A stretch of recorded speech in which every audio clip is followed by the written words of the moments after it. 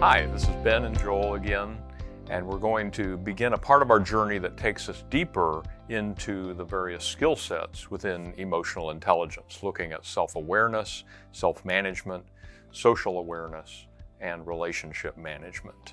So in this first section on self-awareness, we really want to recognize the fact that emotions are so much a part of who we are. I believe many work organizations consciously or unconsciously have communicated the message, check your emotions at the door. There's no place for that here. That's not realistic. We are, as human beings, both rational and emotional creatures. And it all starts with having awareness of the emotions that we're feeling within ourselves. Yeah, tip number 23, learn to name the emotions you're feeling in order to deal better with them. If you're struggling to put your emotions into words, think about how emotions are expressed in music, movies, and books. You know, the workplace, to Ben's point, sometimes ends up treating people as though they don't have emotions. That's not what we're talking about here. So self-awareness is very important. As we've talked about before, sometimes you'll say something that you regret. Sometimes you'll avoid conflict because it brings up emotions for you. So the very first thing is to not be afraid of your emotions. They're messengers. They're telling you something. And your feelings are an important part of what makes you a human being. So that first tip, learn to name the emotions you're feeling, is important. At the same time, part of our emotional system is also knowing when we're under stress, knowing when something else is happening that does require our attention.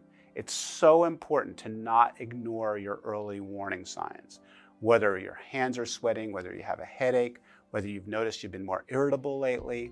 So this tip, number 24, to me is sort of like central to this entire work. Because if we don't take the time to identify the things that trigger the emotions we feel, and we push them away, and we don't recognize the people who are pushing our hot buttons, we can end up stuffing that, and that can cause disease. It can cause mental anguish. So these two tips are so fundamental to the self-awareness process. Again, you're not perfect. You're going to have situations where you do get triggered. The question here is just being aware of them and recognizing that you're human. And as part of this, as we consider our emotions, we also want to come back to our core values.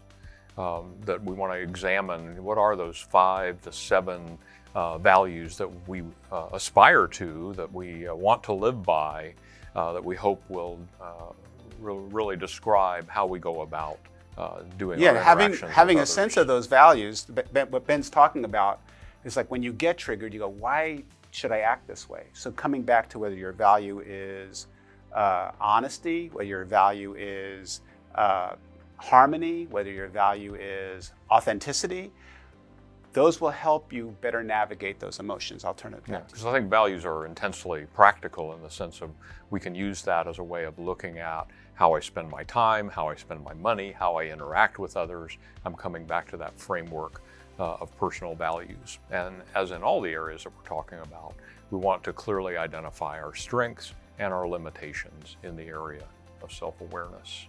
Again, we're not perfect. So the limitations part is a key part here as well. It's not about keeping up with the Joneses or having to be any better than who you are.